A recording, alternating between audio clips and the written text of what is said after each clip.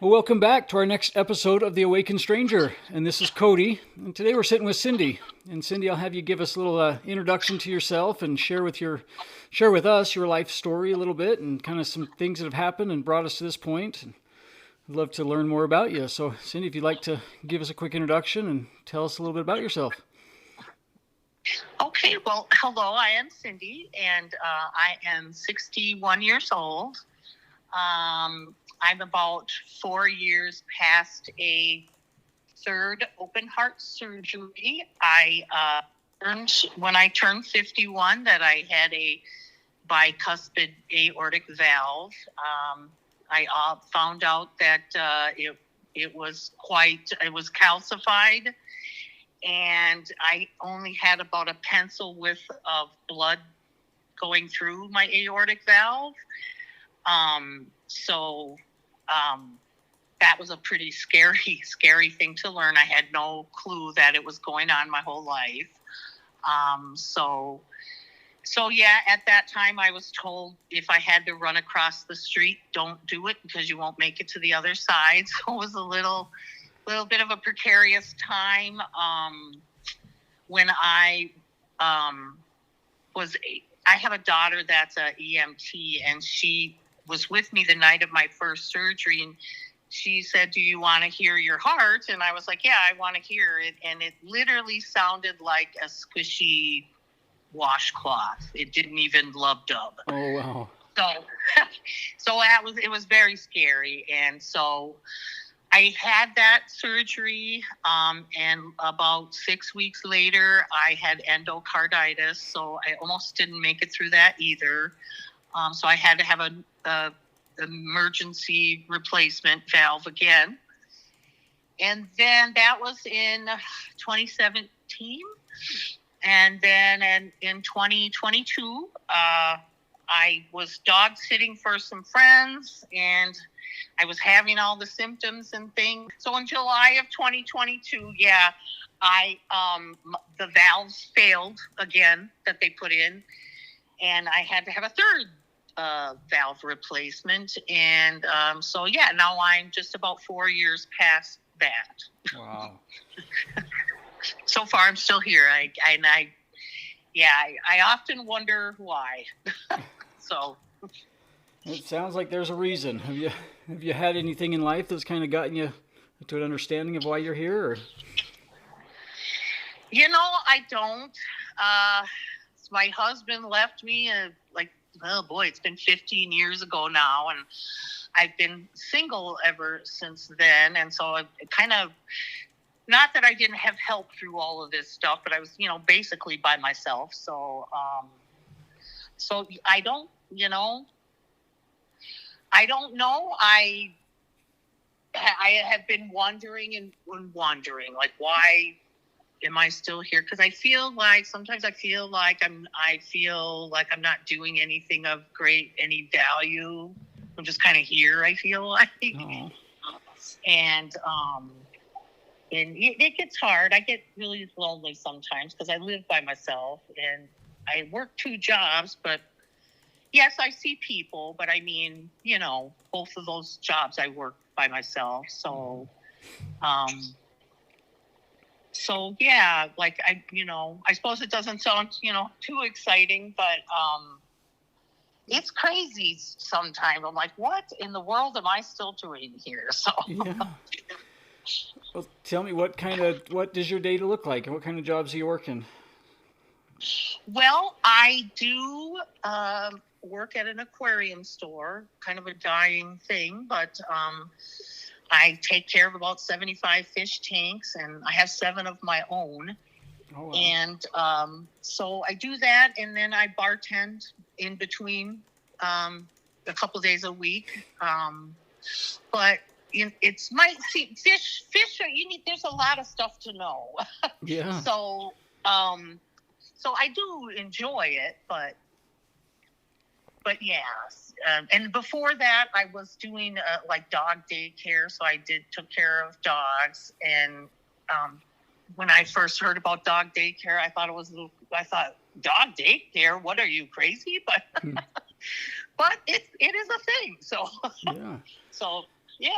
On the aquarium side, do you guys do more freshwater or saltwater, or do you have a? I am all freshwater. I Okay. do all freshwater fish. So, there's a lot of fish, a lot of species, and requirements and things that you know anybody can learn it. I mean, anybody can learn it, but yeah, I don't know. It's just kind of one of those things that like I'll get compliments in the store about the tanks look fantastic, or what. I don't know, my hands get in there and they just seem to have the mind of their own and they just do their thing. So Nice. I don't know, it's kind of a crazy thing to have in my soul, I guess, but I don't know, I do. So I love it.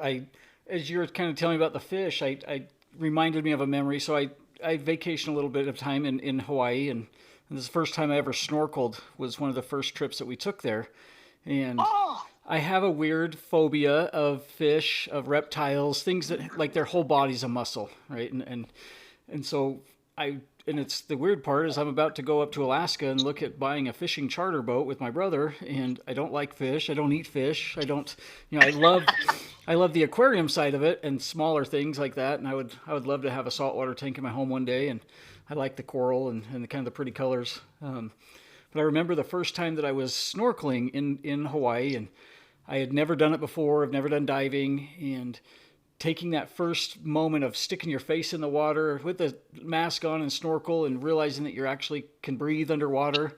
It took me a few minutes to kind of get myself collected a little bit and calm my head down to know that I was okay. And then all of a sudden I realized that I was surrounded by fish. They'd been there the whole time, but I couldn't see them. Like it was like my brain wow was processing all the survival modes of calm yourself down, learn how to breathe, and then all of a sudden I was in this underwater world of fish that just changed my whole perception of the ocean. And so now that's something I looked forward to doing, and it's been cool, but I still haven't gotten myself to the point of wanting to touch a fish. It's a weird weird feeling for me. So That's okay. Well, that's fascinating. I would love to scuba dive. I've never done it before, but I think it would be really cool. yeah. And so I could say I'm probably the only person that one time I caught a smallmouth bass and I kissed its head and I said, "Well, I'm sending you on your way. You're going to be the only fish in the river who's had a human kiss its head, I bet." So That's awesome. I've always had that thought of like, right, people go fishing, they take a fish out of water and like that, take a picture, put it back, and you think like if that fish had a conversation with its friends saying, "You wouldn't believe what just happened, right? This lady just picked me up out of the water and kissed me on the head and sent me home." Like everybody would think that fish is probably crazy. So well, yes, I know. And then even just in aquariums, how they just get plopped into this world and plopped into that world. And yeah. I learned after when I started working here, the betta fish, they come from Thailand, literally in it's all just like a triangle of plastic.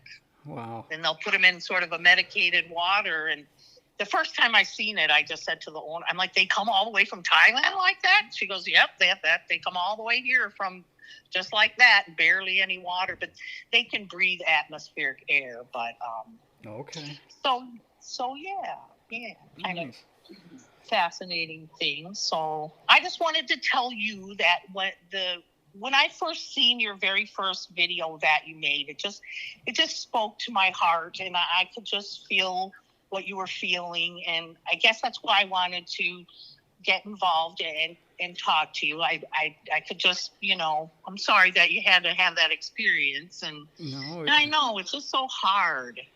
Life is just really, really hard lately. I think it's everywhere, and I don't really get it sometimes. So. And that's a kind of, and I've explained to a couple people, but it was one of those weird moments where I spent a long time chasing a career, and I was trying to do everything I could as a dad to provide for my kids and to be there. And in fact, today I wanted to thank you again for kind of letting me postpone or be late to our phone call, because I've spent a long time in my life missing out on my kids' activities and not being there because I was prioritizing my work and making sure that was always taken care of, and just putting my kids, my family aside for so long because I just had this understanding that my career would eventually give us everything we wanted, and it was just a sacrifice that I thought was worthwhile. and it never panned out. I never got anywhere with it. It never gave me any like sense of pride to just say that I missed my kids' stuff all the time.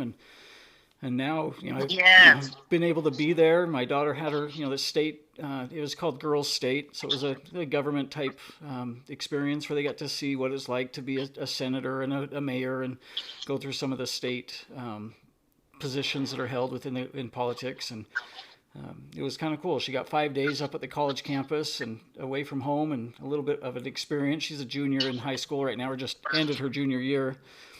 And so that gave her a full credits worth of college credits, a full semester's credits by doing 5 days at the little offsite, I guess, experience. I don't know how to explain it. But being able to be there today at her graduation and watch that, and even though it ran a little bit long, there was that little sense of stress of missing out or missing a phone call with you and being late. But thank you for allowing me to just be a little bit late here, because well, she's 1,000 times more important. So yes, no, that is fantastic. I think that's good, and yes, it is important. I remember having to send my daughter off to daycare the very first time. She's 32, so it's been a while ago. It was about the hardest. I hated it. I thought it was so mean of the world to tell me, well, here you can have this baby, but nope, you got to go back to work now for 40 plus hours a week. It's hard. It's very hard. So yes, that's very important to be there. That means a lot to her too. So, yeah. I was thinking too, like right in the U.S. we have maternity leave is what I think 12 weeks for the moms, and realizing how innocent that little baby is still at a few weeks old. That when I did take my trip to Maui last month on my flight over there, I was sitting next to a couple that was from Germany. And they had an 18-month-old little daughter with them and sitting on their lap. And we ended up having a 6-hour flight. And over the time, the little girl just kept crawling back and forth between mom and dad's lap and kind of over to me. And we spent a long time just talking. But I learned that in Germany, the family gets 3 years of protected leave for their job. And the first year of that time is fully paid off. So wow, I got to think that, we have this American dream idea in the U.S., but there's a lot of countries out there that are doing some amazing things for their citizens. And to have a year paid paid time off with a newborn, and then 3 years total of a protection on your job it's pretty cool. So I said, good job to Germany. They definitely have some things figured out. So that is really important. And I wish the U.S. would, be a little, again, I haven't had a baby in a long time, but it just doesn't seem right to not be able to be there for it. I just remember it being in a very emotional, I hated it. I just hated it because I wasn't going to see her for 8 hours plus a day. And, so, yeah. It reminded me of a couple stories. So my middle daughter, she's 19 now, and she's going up to college up in Logan at Utah State University. And when she was a baby, that was the time that my wife and we kind of rotated a little bit of time off when we first had kids, where she took time off, was home with the kids. And then there was a little bit of time that I stayed home and she worked. And when we both decided that working was better for kind of our own mindset, and we had to put our daughters into daycare full time, my middle daughter at that point, my wife told her, like, you need to be loud enough that they hear you, right? She said, if you need something, you cry. And she was an infant at the time. But to this day, we always joke that she took that literal, because she is the kid that is definitely heard. She knows how to let herself be known and heard, and she was also the kid that just got whatever she needed, and so it was kind of fun. But yeah, it's definitely not. Yeah, and I don't want to bash daycare. It's not all terrible, but it's just when you're having an infant, it's just hard. With my grandson's mother is going through that right now, because he was just born in March, and so we're hoping that it works out that she can stay with him, but we'll see how that goes, I guess. So nice. Well, tell me what's kind of going on in your life that might be something that you're looking forward to, or something that's changing, or. Well, I'm in a weird I feel like at my age, I should be, like winding down and figuring out, but I'm scared because I feel like if I don't work, I don't get paid. So I really feel like I'm just sort of, to be honest with you, I feel like I'm just spinning my wheels till it's done. I don't know what else to do. I feel like it takes everything I make to keep a roof over my head, and I don't want to be ungrateful for having a roof over my head, but I sure wish I had I live in an apartment, and I look at a parking lot, and I've lived there for 10 years, and it's not the worst thing in the world. I mean, there's worse things that could happen, but I want to move on to something, Cody, but I don't have a clue what that something is. I don't know. Yeah. So I don't make a lot of sense, I guess. I feel like I just kind of been in survival mode for so long that I don't know what else to be, Well, and that's So I think for me, I've always believed there's a reason for things, right? And last month, that's what I did. I took that time away from work prior to leaving my job, and I've been now just like 35, 36 days from leaving my career. And prior to that, I took that trip by myself to Maui. I spent 10 days alone in Maui, just kind of soul searching and figuring out who I was and what I wanted in life.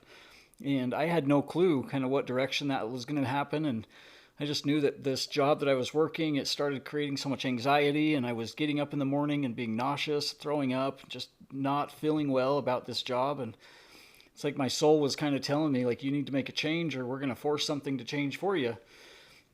And for me, at least, that's what happened when I was in Maui. I just started trying to identify what I wanted, and realized instead of that happening, I was going the opposite. I was at least identifying what no longer felt good, nothing that I wanted to continue with in my life. And so part of it was just kind of identifying those ideas, those things that I wanted to get rid of, and then being okay with what's left, and allowing everything else to be there, and not really putting those limits to it. But so maybe in that, if we want to kind of run down that experiment, is there something in life right now that you're currently just wishing would end, or something you're no longer content with having or maintaining in your life?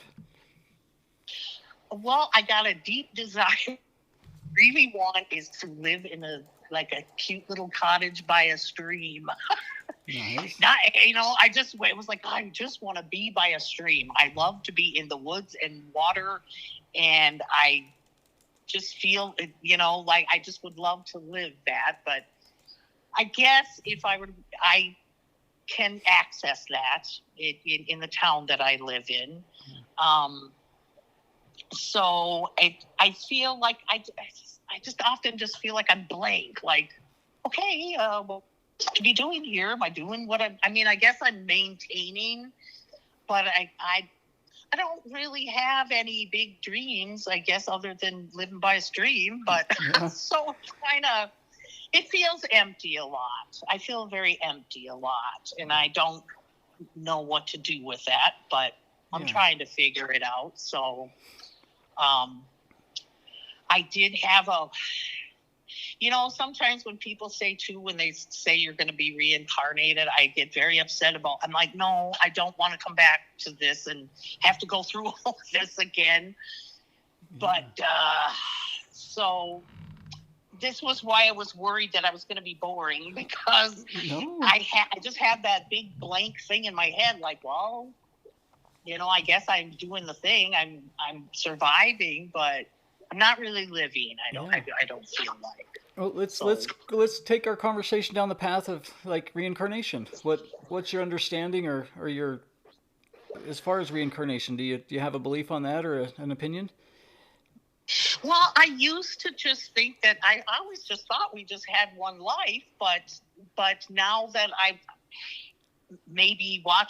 do watch a whole lot of YouTube, so maybe I watch too much of it. I don't know, but I'm starting to see that somebody put it in the sense of, think of it like you're being refined, your soul is being refined, and I'm okay with that, but the thought of having to come back and do life again I don't want to.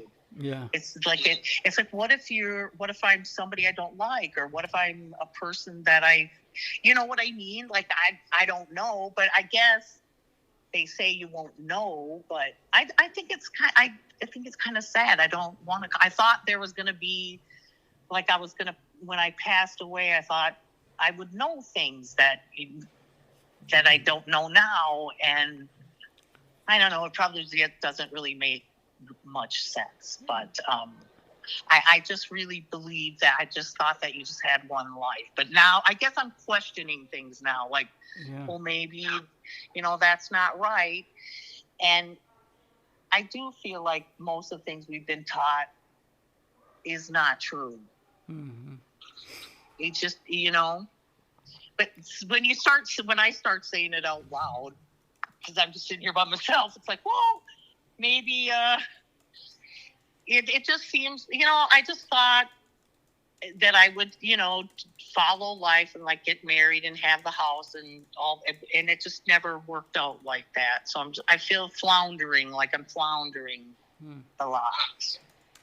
Yeah. Well, I'll kind of just share with you my opinions of reincarnation, because I've had some experiences that have kind of caused me to at least see things from what I think is a bigger perspective, and see if it sounds at all like anything that you'd be interested in hearing more about. But I believe that we are souls, right, here on Earth having a human experience. That we're a spiritual being on Earth, not the other way around, not an earthly person or a human being just having a spiritual experience. I think we're a soul that's here for a purpose. And in my opinion, I believe I've had hundreds of lifetimes as a soul incarnating into different bodies and different experiences, all for the purpose of learning how to become a better and a more evolved higher soul, to kind of handle lessons, karmic lessons, heal traumas through my generational lines, through kind of inner child healings, and going through life as a bunch of experiences, right? That my understanding is that we signed what's called a soul contract. We created. I like to explain it as like a script to a play, right? If you're watching a Shakespeare play, every character knows their lines. Everybody has a role. They're all playing their part. And in my idea of this is every person in my life and every person in your life, we're all just playing our part in a script of this movie, of this play that we're living right now. And so everybody in my life, everybody in your life has a purpose. Everybody's job is to come here and to be a specific character in our life and help us learn these lessons that our soul has chosen to learn during this lifetime. For me, I've kind of identified that living my life and understanding what emotions are and how to handle emotions, how to hold emotions, whether they're positive or negative, whether they're a high vibration or low, those are things that you can't obtain or have in a spirit body, or a light body is what I would reference it as. So being able to have a body, have come to Earth and go through these lessons, for me at least, that's what it feels like, is I've come here to learn how to deal with emotions, and then how to handle traumas and how to overcome things that have happened in my genealogy bloodline, and kind of as DNA gets passed down from parent to parent to parent, and here we are, me holding ancestral traumas and problems, trying to be the one that breaks those cycles. And so that's for me what I feel like, is I've kind of gone through this evolution of my soul to continue to learn all these lessons. So as I finish this lifetime, my soul gets to take the knowledge, the information, all the experiences that I've lived here today as Cody, and take that back to my higher self and collect a bunch of experiences and a bunch of lessons to eventually evolve into a higher oversoul, or a higher understanding of why we continue to go through these different lessons. So I would, for me at least, and talking to my mom about this, she had the idea, right, that we come here, we have one life, we do the best we can, and we return to heaven, and we get to choose the glory, the level of heaven that we've kind of earned, and we got that one shot to kind of see what happens. And I have a different belief. I believe that we get as many times as we want, that there's no negative things to decisions we make. We're not getting punished if we do something wrong. We're just going to continue to live a lesson. And that's one thing I share with my daughters. I believe life is either a lesson or an experience. We're either learning a lesson or we're experiencing something from a lesson we learned. Whether it's positive or negative, it's all an experience. And so at least Right. that's my understanding. That's kind of my belief, and my, I guess, my 2 cents of what I think we're doing here. But I feel like we have some options to learn, and we're here in this lifetime to kind of take on some challenges and things that our soul has wrote into our soul contract, asking for the experiences to help us evolve and ultimately learn to hold a higher vibration, a higher sense of who we are once we kind of end this lifetime. And have this thought, right? That's kind of quantum immortality. We never die. We just transfer energy from one being, one body to the next, and we continue to grow and evolve. So I don't know. It And kind I of, guess, yeah, that's kind of, I've just been, kind of learning about these things maybe the last couple of years. I'm still kind of trying to wrap my head around it, I guess. So I just, at this point, yeah, just things seem kind of blank. So I'm just kind of like, well, okay, mm-hmm. what else you got? But maybe I shouldn't ask that question. I don't want another heart surgery, that's for sure. So Yeah. Well, that's one thing that I've learned, at least in my life, because I'll make that statement like I just want life to be peaceful. Like I just want something that's not chaotic. And what I find myself is, right, when you ask for peace, because everything has got its equal opposite, everything is duality. You have a positive and a negative, light and dark. So I ask for peace in my life and I'm shown chaos. Like it's that you don't get to understand what peace is until you get to know and feel and be okay with chaos. And so I've always had that thought, right? When you want to understand what love is, then you got to know what the opposite is as well. And you got to, everything has its equal opposite. So well, maybe, that's a really good point. I guess I hadn't really thought of it quite like, it seems kind of obvious, but yeah, that's a good point. yeah. That's a good point. Maybe I'm just I have heard, being alone, because I get lonely. Sometimes it's overwhelming. It's sometimes I'm at home and I feel like I'm coming out of my skin because I can't stand to sit here alone by myself another moment. But Mm-hmm. maybe learning to cope with that would make me a better person if I were to meet someone or something like that, to better understand myself. Yeah. I had a pretty hard marriage, so I kind of just shut myself off from all of that. I just closed the door and went, nope, I will never again. So I don't know, maybe it's trying to push me towards it, Yeah. perhaps.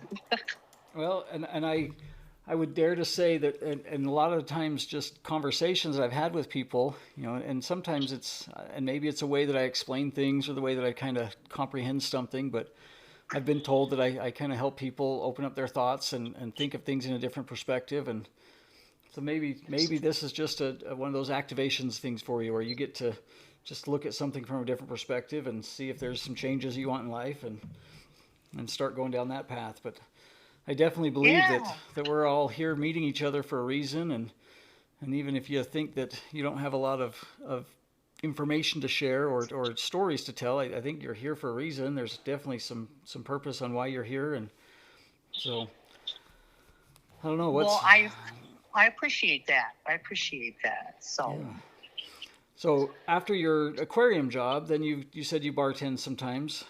How's yes. is that?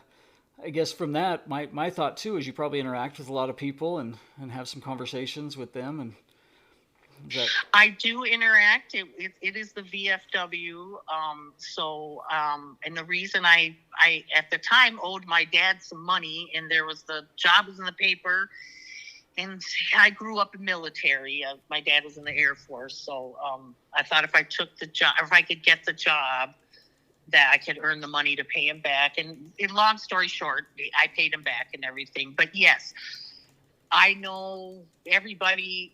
Like, I know a lot of people, not that I chum around with them, but I know them because I work there. So that it is nice. I mean, I can go in there and it's like, well, I know everybody in here. Cool. I mean, you know what I mean? Like, I know their names and we're all friendly, and believe it or not, have lost, well, it's the VFW. So we've lost a lot of really great people along the way. I live in Northfield, Minnesota. It's a small town. I didn't grow up there. But living there the last 10 years, it's kind of cool in the sense that, yeah, I have met a lot of people there, and like people that I really cared about or knew briefly. And, now they've moved on or they've passed away. So that's been, kind of a unique experience. I guess I wouldn't trade that for anything. Yeah. It's been cool. Very cool. So, yeah. And boy, and with my heart surgeries and everything, they were just fantastic to me. And both jobs were, very flexible because I couldn't work for a while. So yeah, I guess that's good that both jobs held on for me till I could come back and work again. So I guess that kind of says a lot. So yeah. Yeah. No, I like it. So I guess maybe if you were to daydream a little bit, and aside from your cottage next to the river, what type of things would you enjoy to do, or what would you like to do if you didn't have to worry about money, if you didn't have to worry about getting paid and everything was handled? What would be your passion? Well, I would love to travel and see somewhere tropical like Hawaii or something. I would love to see what it looks like and feels like somewhere like that. That would be fantastic. And even though I care for fish, I do like fishing quite a bit. So I'd be fishing. Yeah. And just, and gardening. I like gardening. I like to just be outside as much as I can be. Nice. Well, I've had a lot of conversations with people where they've kind of felt called to starting like a homestead, a community area where it's a community garden, and just kind of living it as a community that all contributes and helps. So I don't know. It sounds like maybe that would be something if there was a setup like that you just enjoy being around good people and helping out. Yeah. Yeah. I seen this one thing. The guy lived in Appalachia, and he was an older gentleman. I don't know, this has been like 3 or 4 years ago, but he was wanting people to come so he could teach them about living off the land, stuff like that, passing his skills on because he didn't have children and stuff like that. And again, it was just a video I seen, but I thought, well, that would be fascinating to have to. And you had to make a 3-month commitment, I think. Yeah. But I thought, man, that would be so great to just have somebody like that gentleman to teach you. You have to live it to be able to learn from someone that has lived it, I guess is a better way to put it. Yeah. That'd be fantastic. I would love that. So. Well, I feel like that's kind of what's been missing lately, and that was kind of my thought with my first video I posted was humanity's kind of lost connection with each other, and everybody's so living in this cell phone in your face. Nobody talks to people anymore, and that's kind of been what my idea was, is just helping people connect with humans. Just having, I always say, strangers meeting strangers, and just going out and meeting people. And so I think there's, it's so true. Even here, this little store I work, you people will come in here and you'll say hello, and they just look at you like they just look at you and they don't say nothing. I'm like, well, okay. And it's hard sometimes. Yeah. Wow. So that is very true. Very true. Well, after your surgeries have kind of come past, and you said the last one was in 2022, how's your health been so far? For having gone through all that, it's really good. I've been really good. I even forget about it sometimes. So I've been lucky. I do see a cardiologist every 6 months. But I've been really very lucky. Most doctors that I meet, they'll read through and they'll just go, wow. And I'm like, yeah, I know. So, but I don't mean, and I know that there's other people in the world that have been through this as well. I'm not the only one, but, I can remember laying there, it seemed like when I was in the intensive care, and it seemed like they just keep bringing people in, but I'd be going, oh, that poor person. I know what you're going through. It was just kind of, it was almost like I wasn't there. I was just watching everybody else and feeling like, oh, you guys, you're going to be okay. I've been through this, and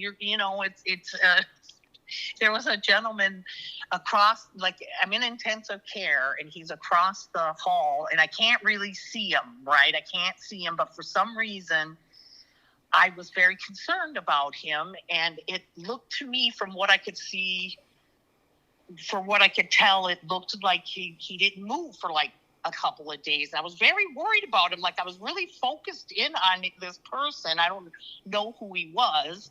And then his wife was there, and I could just hear, like, not exactly what they were saying, but I could hear the tone, of the conversation. And initially she seemed very sad, and I was like really worried about it. And I said prayers and everything for this person.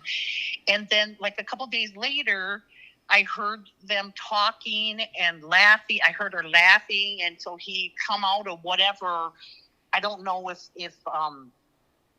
it's a pretty intense thing. So I guess I don't know everything, but whoever this person was, they don't know it, but they really helped me to pull through, because I was really concerned about them. So kind of a crazy thing, but I was just like really wanted to make sure that they were okay. And when I heard his wife talking and I could hear the joy in her voice, it was just a huge thing. So I don't know if I get to the other side, if I'll get to know who they are, but they really helped me out. They don't even know it. So, wow. Yeah. Well, and hearing that, it sounds like you're probably one that takes care of or cares for a lot of people too. That just sounds like in your nature to make sure you care about people. Well, I do. I try. Sometimes I feel like I don't seem like it, but I do try. So. Nice. Well, tell me, is there any type of questions that you have about me, or anything you'd like to know that you've kind of learned from some of the videos, or would like anything clear it up? Well, are you moving to Hawaii, or is that your plan ultimately? Yeah, so I think that's kind of cool. Yeah, I guess the biggest answer is that's a place that it feels like my soul is asking me to be. Like, it's a weird kind of an internal calling of just, this is a location that I'm supposed to be at. The idea that I had initially was leaving my job. I've had a good career for a long time, and we've put some money away, and I was going to spend some time away from a job and putting together a business and getting that up and running within a year to produce enough income to cover my bills and hopefully have that done before savings runs out. And that was the reason that I left my job. And I do have some equity in my truck that I was going to sell a truck, and that was going to kind of give me a little bit of extra funds to just go figure out what it would take to start a business. And I decided I was going to leave my company and quit my job. And a couple days later, the idea came. My little brother is a boat captain up in Alaska, and he works on a fishing charter boat. And there's enough demand up there to need more boats, because there's enough customers that are trying to get out on the deep sea fishing and get on a boat, and their boat's full most days, so they turn away a lot of people.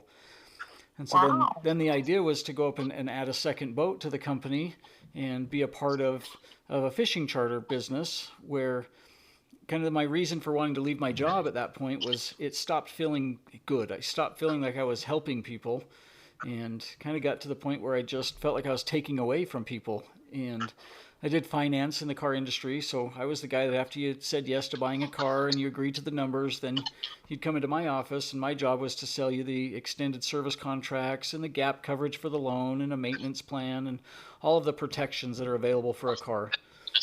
And I got to the point where I was really good. I could communicate with people very well. I could explain what the products were. And on an average time, a customer would come into my office, and within 15, 20 minutes, they were spending another $7,000 or $8,000 with the options that I was providing to them.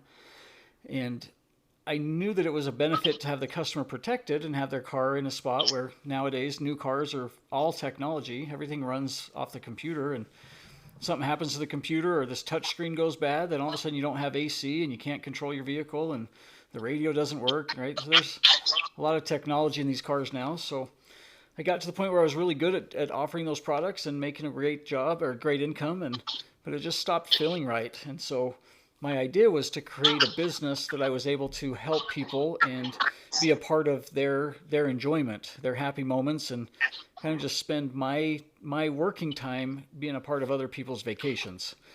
And so that was the idea with the boat, was to make my Okay. job being, something that people take their time away from work to go have a vacation, to go on a fishing boat or go on a charter, and that was something they chose to do versus something they had to do, and that was kind of what drove me to want something different, was being a part of those happy memories that families would create together, and that being my focus. So that became the first idea, and the shift of leaving my job to go start a charter company with my brother. And ultimately, I wanted to use that tool to then move over to Maui and possibly start a second charter boat and have a snorkel tour or something that goes out and shows people the whales and the turtles and sightseeing and all of those experiences. So that was the kind of the business idea. And then I posted that video on TikTok the day that I left my job. So April 29th was the day that I drove away from work the first time, and just got really emotional as kind of realizing that there was a chapter of my life ending,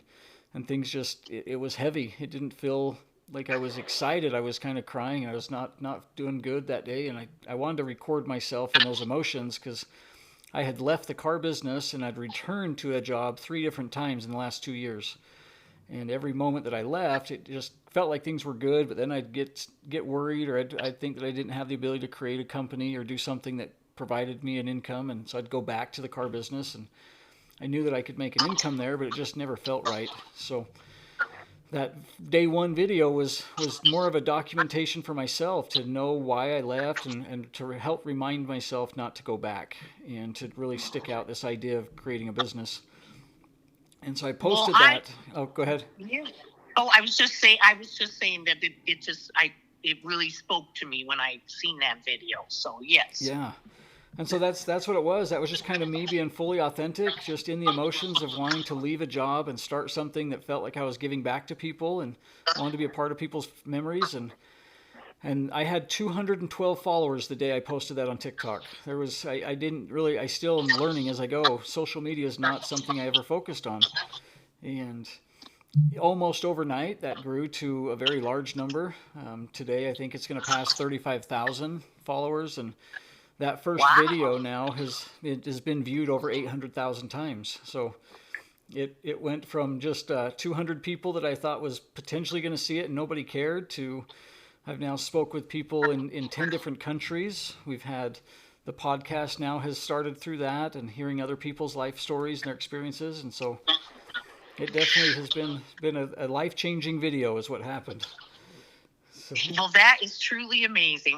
I've never made a video. I didn't think I had anything to really talk about, but that is amazing. That is really amazing. And I was one of those people, so yeah. you definitely spoke to me. So I appreciate you letting me be a part of it too. Yeah. I'm happy for that. So thank you for that. I appreciate it. Yeah, no, absolutely. And I guess one thing that I always like to kind of ask as we wrap up our calls, if there was somebody listening that was possibly in your shoes, living alone, kind of doing their own thing, but not sure direction of life, what would you suggest, or what options would you give them to maybe try something different in life, or to look forward to something that is helping you? Oh, well, that's a tough question. I guess I do the best when I get out of my own way, I guess, when I stop, when I just let myself be my silly kind of madcap self. If I feel like people respond well to that, when I stop like questioning everything that I do, Mm-hmm. So I think that's one thing that helps. And just do it, I guess. If you think you want to, I'll just say, if you think you want to get an aquarium, well, go for it. Yeah. So, and there's a lot to learn along the way, I guess, as you already know that. But yeah, I don't know. I don't know if I have the best advice for myself. I just feel like I'm floating along. So I don't know. But just to, I guess, just to maybe just relax and just be yourself. It's okay to be you. It's okay to be you. Well, that actually rings true for me because that's been my life. Seems like it's always been go go go, and I always had so much stuff happening, and really, like I'd mentioned before, like when you really want to find peace, it seems like I got dealt with the opposite, just a lot of chaos for a long time, and that's been something I've been trying to focus on is just slowing down and allowing things to happen and just not rushing it or not forcing things. So your advice is something that I'm definitely going to take. So I need to just let things be sometimes. Yeah, But just let life happen. Let it happen. I It's love it. okay. It's okay. Yes. Well, very cool. Well, Cindy, I thank you so much for the time that we got to spend together and chat and get to know you. And I look forward to hearing some of the things that happen in your life. If you get motivated to go in one direction, I'd love to be a part of hearing about it. Well, I will certainly let you know if anything exciting happens. But I really appreciate that you let me be a part of this. I think what you're doing is great, Yeah. and I think it could blossom into something fantastic. It seems like it's already doing that. So Yeah. that's wonderful. Wonderful. So I've always loved my favorite word is the word until. I'll just keep doing it until something good happens or until I decide it's no longer going to work. So we'll keep this going until everything either works out the way it's supposed to or we find the next best thing. So I love it. Right. Well, you're a good soul, I can tell, and I'm sure glad that our paths cross. So, Yes, I definitely feel the same. all right. Well, Yeah. Hope you have a great I guess that's evening. And about all I know. okay, Okay. sounds good. Well, let's stay in touch. I'd love to hear more about your story and your life as things go. So, Okay. All right. Well, thank you again, Cody. I really appreciate your time. for So, sure. have a wonderful rest of the day. You as well. Have a good night. Okay. All right. All Bye right. bye. Bye bye. Well, thank you so much for spending this time with us and listening to Cindy and her story and as we kind of got to just know each other a little bit and chat. So I truly appreciate you sharing this space with us and being here. And if you find yourself liking the content that we've shared, I'd love to see you follow the podcast and see if we can continue to grow this and let this get spread around the world like it has. And with that, we also have a support group for a lot of us going through this awakening and having things change in life. And there's a support group on Facebook. It's The Awakened Stranger. And we've got some moderators that are helping control that space. So we've got some good people there and making sure that that's kind of a sacred and safe space for people to share their opinions, have conversations, and give advice. So find yourself there if you'd like to.